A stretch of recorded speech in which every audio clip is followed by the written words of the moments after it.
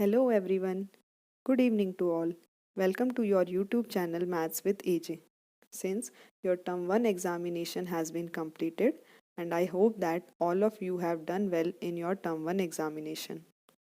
Your term 1 examination was based on objective type questions only, but your term 2 examination will contain both objective as well as subjective questions and we have to prepare in that way only.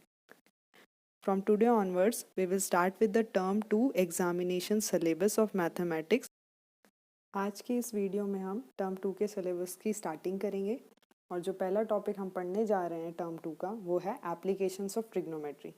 Term 1 में हमने एक chapter पढ़ा था introduction to trigonometry, जिसमें हमने trigonometric ratios के बारे में पढ़ा था, ट्रिग्नोमेट्रिक आइडेंटिटीज़ के बारे में पढ़ा था और हमने ट्रिग्नोमेट्रिक रेशियोज़ निकाले थे for different values of the angle theta. अब उस ट्रिग्नोमेट्री जो हमने बेसिक्स पढ़े थे उसके एप्लीकेशन क्या क्या होते हैं और हम कैसे उसको अप्लाई कर सकते हैं।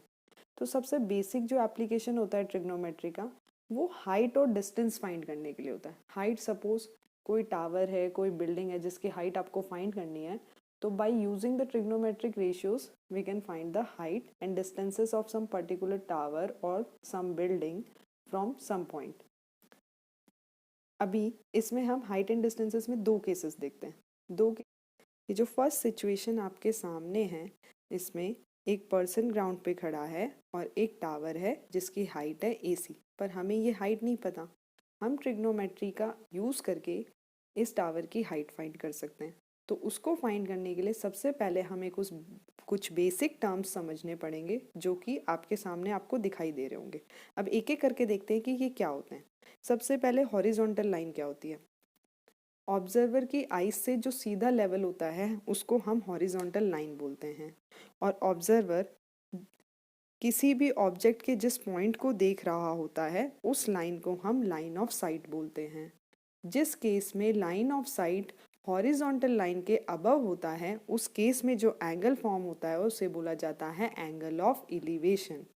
सिमिलरली आपको यहाँ पे एक सेकेंड केस भी दिखाई दे रहा है। सेकेंड केस में ऑब्जेक्ट जो है वो ग्राउंड पे है और एक पर्सन जो है वो बालकनी के अंदर खड़ा है। अब इस पर्सन की आई से जो हॉरिजॉन्टल लेवल है उसको हमने बोला है हॉरिजॉन्टल लाइन और जो पर्सन है वो नीचे ग्राउंड पे रखे ऑब्जेक्ट को देख रहा है तो इस लाइन को हम बोलेंगे लाइन ऑफ साइट। तो जब भी line of site horizontal line के नीचे होती है तब जो एंगल फॉर्म होता है उसे हम बोलते हैं एंगल ऑफ डिप्रेशन। तो फर्स्ट केस में आपके पास एंगल ऑफ एलिवेशन था जब line of site horizontal line से ऊपर की तरफ थी या फिर कोई भी ऑब्जर्वर नीचे की साइड से किसी भी ऑब्जेक्ट के टॉप को या किसी चीज़ को ऑब्जर्व करता है। और सेकंड केस में आपके पास था ऑब्जेक्ट ग्राउंड पे था और पर्सन जो है वो किसी हाइट पे स्टैंड करता है। तो जब हॉरिजॉन्टल लाइन के बिलो लाइन ऑफ साइट होती है तब जो एंगल बनता है उसे हम बोलते हैं एंगल ऑफ डिप्रेशन। अब हम इस टावर की हाइट या फिर इस ऑब्जेक्ट की डिस्टेंस कैसे फाइंड कर सकते हैं ट्रिग्नोमेट्री का यूज़ करके। सपोज AC जो है वो टावर की हाइट है।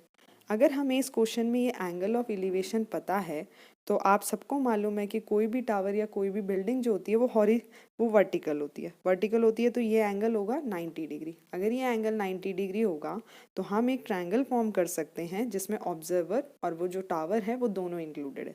तो ये जो हमारा यहाँ पे ट्रायंगल बन रहा है ACD, ये राइट एंगल ट्रायंगल बन रहा है। तो अगर ये राइट एंगल ट्रायंगल बन रहा है तो हम इसमें ट्रिग्नोमेट्रिक रेशियोज अप्लाई कर सकते हैं।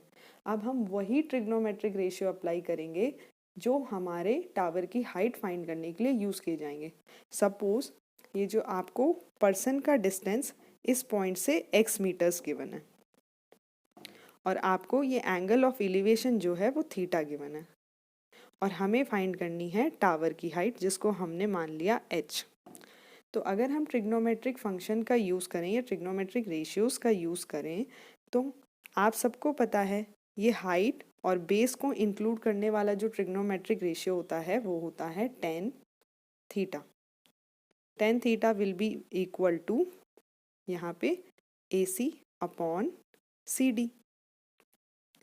अगर हमें थीटा की वैल्यू पता है और अगर हमें ये डिस्टेंस CD पता है तो हम इस टावर की हाइट इजीली फाइंड कर सकते हैं। That is tan theta is equal to h upon x। इस तरीके से हम किसी भी टावर, किसी भी बिल्डिंग की हाइट उसको एक्चुअली मेजर किए बिना फाइंड कर सकते हैं ट्रिग्नोमेट्री का यूज़ करके। और सेम वे अगर हमें ये डिस्टेंस फाइंड करनी होती और अगर हमें टावर की हाइट गिवन होती तो भी हम ट्रिग्नोमेट्रिक रेशियो का यूज़ करके इसकी डिस्टेंस फाइंड कर सकते हैं। अब हम इसके ऊपर बेस्ड कुछ क्वेश्चंस सॉल्व करेंगे कि कैसे ट्रिग्नोमेट्रिक रेशियोज का यूज़ करके हम हाइट और डिस्टेंस फाइंड कर सकते हैं। स्टार्ट करते हैं क्वेश्चन से। पहला क्वेश्चन आपका कह रहा है कि a pole 6 metre high cast a shadow 2√3 metre long on the ground, then the sun's elevation is. इस क्वेश्चन में हमें सन का एलिवेशन फाइंड करना है। सन का एलिवेशन मतलब, चलो पहले अपन फिगर बना के देखते हैं। एक पोल है और इस पोल की हाइट है 6 मीटर्स। सपोज ए बी आपका पोल है और ए बी की हाइट है 6 मीटर। यहाँ पे कहीं पे सन होगा तो सन जो है ना वो इसकी जो शेडो कास्ट कर रहा है ग्राउंड पे वो कितनी हमें दी हुई है 2√3 मीटर। मान लो ये बी सी आपकी शेडो है और ए बी जो है वो पोल है। सन की वजह से जो A B pole shadow cast कर रहा है ग्राउंड पे वो ये दी हुई है, तो ग्राउंड अपना हॉरिजॉन्टल लेवल हो गया। अब हमें एंगल ऑफ एलिवेशन निकालना है किसका, सन का। तो एंगल ऑफ एलिवेशन कुछ इस तरीके से बनेगा। आपको पता है ये पोल है तो पोल वर्टिकल होते हैं, मतलब ये एंगल क्या हो जाएगा 90 डिग्री हो जाएगा।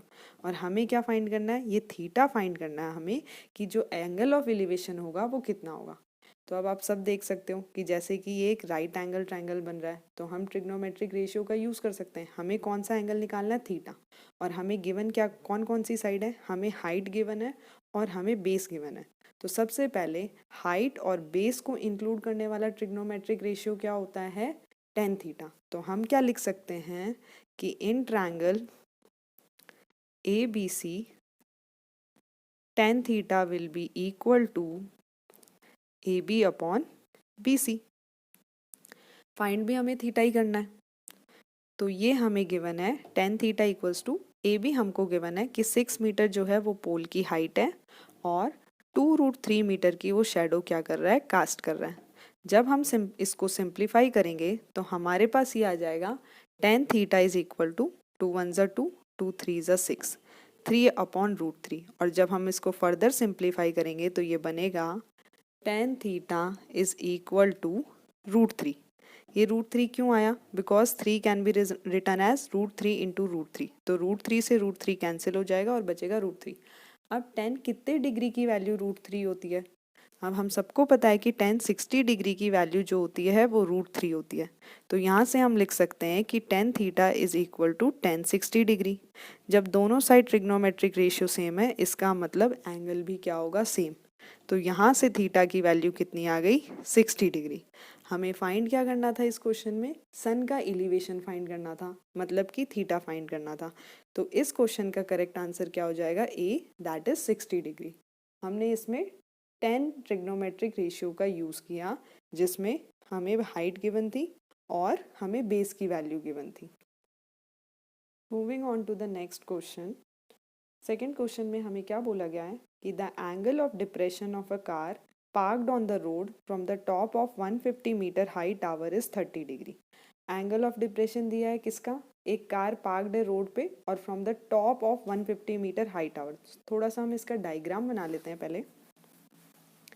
एक 150 मीटर हाई टावर है, सपोज ए बी जो है वो आपका टावर है जिसकी हाइट हमको दी हुई है 150 मीटर। इस टावर के टॉप से सपोज मान लो कि यहाँ पे आपकी एक कार पार्क्ड है, तो इसका एंगल ऑफ डिप्रेशन दिया हुआ है। और आपको पता है एंगल ऑफ डिप्रेशन कब बनता है, जब line of site horizontal line के बिलो होती है। तो सपोज अगर ये मेरी हॉरिजॉन्टल लाइन है तो ये जो एंगल ऑफ डिप्रेशन, ये एंगल ऑफ डिप्रेशन होगा और इसकी वैल्यू हमको क्या दी हुई है, 30 डिग्री दी हुई है। तो फिर हमें इस क्वेश्चन में क्या फाइंड करना है, the distance of the car from the tower in metres, मतलब कार का डिस्टेंस फाइंड करना है टावर से मीटर में। ये आपका क्या है, टावर है। टावर से हमको इस कार की डिस्टेंस फाइंड करनी है, यानी कि हमें ये वाली डिस्टेंस x मीटर्स फाइंड करनी है। अब हमें क्या क्या गिवन है, हमें एंगल ऑफ डिप्रेशन गिवन है, हमें टावर की हाइट गिवन है और हमें x फाइंड करना है। बच्चों एक बात बताओ, अगर ये हॉरिजॉन्टल लाइन है तो ये ग्राउंड वाली लाइन के क्या होगी, पैरेलल। क्यों होगी पैरेलल? आपको पता है कि जो टावर होगा वो वर्टिकल होगा, और वो वर्टिकल अगर होगा तो ये इसका मतलब ये एंगल 90 डिग्री है। और जो हॉरिजॉन्टल लेवल हम बनाते हैं, हॉरिजॉन्टल लाइन, वो भी हम इसी एंगल पे बनाते हैं। तो जब दो लाइंस किसी सेम लाइन के परपेंडिकुलर होती हैं तो वो आपस में पैरेलल होती हैं। तो अगर ये एंगल थीटा है तो ये एंगल कितना होगा, ये एंगल भी 30 डिग्री होगा। क्यों? This line is parallel to this line and A C is transversal. तो अगर ट्रांसवर्सल है तो ये कौन से एंगल बन गए, अल्टरनेट इंटीरियर एंगल। सो अगर ये एंगल थी 30 डिग्री है तो ये भी 30 डिग्री होगा। अब देखो आपको क्वेश्चन में क्या क्या गिवन है, आपको यहाँ से एंगल ऑफ एलिवेशन मिल गया एक तरीके से, अगर देखें तो यहाँ पे 30 डिग्री, आपको height of the tower given है, और आपको फाइंड क्या करना है, ये डिस्टेंस। तो हमें जो जो चीज़ गिवन है उसको इंक्लूड करते हुए ट्रिग्नोमेट्रिक रेशियो लेना है। हमें हाइट गिवन है, एक्स हमें फाइंड करना है, तो हमें पता है हम tan ट्रिग्नोमेट्रिक रेशियो का यूज़ कर सकते हैं। तो मैं इसमें लिखती हूँ in triangle A B C tan of 30 degree will be equal to A B upon B C. आप सबको पता है कि tan 30 की जो वैल्यू होती है वो होती है 1/√3। तो 1/√3 will be equal to height of tower हमको 150 दी हुई है, और बी सी जो है उसको हमने x माना है, और एक्चुअली हमें x ही फाइंड करना है। तो सिंपली आपको क्या करना है, क्रॉस मल्टीप्लाई, ये यहाँ पे आ जाएगा और ये यहाँ पे, तो x की वैल्यू निकल के आ जाएगी 150√3 मीटर। इसको और सिंप्लीफाई करने की ज़रूरत नहीं है, और जैसा कि हम आंसर में भी देख सकते हैं ऑप्शन में, बी जो होगा वो इसका करेक्ट आंसर होगा। क्यों? क्योंकि हमें क्वेश्चन में पूछा है we have to find the distance of the car from the tower in metres. So 150√3 metre is the distance of this car from the tower A B. अब हम इसका एक और क्वेश्चन देखते हैं।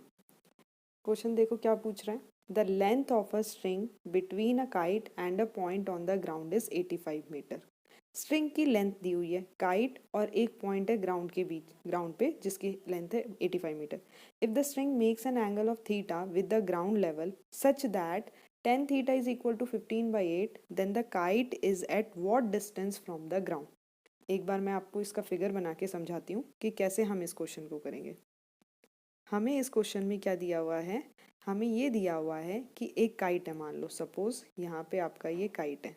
ये जो काइट है उसके स्ट्रिंग की लेंथ किसी पॉइंट, ग्राउंड पे कोई पॉइंट है उससे 85 मीटर्स है, और अगर ये स्ट्रिंग एक एंगल बनाती है थीटा विद द ग्राउंड, तो ये अगर सपोज ग्राउंड है और ग्राउंड पे हमने ये पॉइंट माना है, तो ये वाला एंगल कितना हो गया, थीटा। और एंगल भी किस फॉर्म का बना रही है कि हमें tan थीटा की वैल्यू जो मिल रही है वो कितनी दी हुई है, 15/8। तो हमें इस काइट की हाइट फाइंड करनी है फ्रॉम द ग्राउंड, यानी कि हमें इस काइट की हाइट फाइंड करनी है, मतलब हमें ये x फाइंड करना है। तो हम सपोज इस पॉइंट को a मान लेते हैं, इसको b मान लेते हैं और इसको c मान लेते हैं। तो ऑब्वियसली ये क्या बन रहा है, राइट एंगल ट्रायंगल बन रहा है। अब हम इस क्वेश्चन को कैसे करेंगे, क्योंकि आप तो बोलोगे कि हमें यहाँ पे एंगल ऑफ एलिवेशन थीटा की वैल्यू गिवन नहीं है, पर हमें ये तो गिवन है ना कि tan थीटा की वैल्यू 15/8 है। देखो अगर tan थीटा की वैल्यू 15/8 है तो सबसे पहले आप जानते हो कि tan थीटा क्या होता है, परपेंडिकुलर अपॉन बेस। परपेंडिकुलर का मतलब यहाँ पे क्या हो जाएगा, BC, और बेस का यहाँ पे मतलब क्या हो जाएगा, यानी कि AB। ये हमको रेशियो दिया हुआ है, एक्चुअल वैल्यू नहीं दी हुई। तो हम इसको ऐसे भी तो जस्टिफाई कर सकते हैं कि ये 15K है तो, और हमारा बेस जो है वो 8K है। अगर ये 15K है और बेस 8K है तो आप इजीली AC की वैल्यू फाइंड कर सकते हो। क्या हो जाएगी AC की वैल्यू, जब आप इसमें पाइथागोरस थ्योरम को अप्लाई करोगे, तो पाइथागोरस थ्योरम को जब आप अप्लाई करोगे तो हम लिख सकते हैं कि AC square will be equal to AB square plus BC square. AC square हमें नहीं पता कि क्या है, और अगर हम AB स्क्वायर की बात करें तो AB स्क्वायर हमें कितना गिवन है, 8K, 8K का स्क्वायर प्लस 15K का स्क्वायर, तो ये हो जाएगा 64K square plus 15K square means 225K square. तो ये वैल्यू आपकी आएगी 289K स्क्वायर।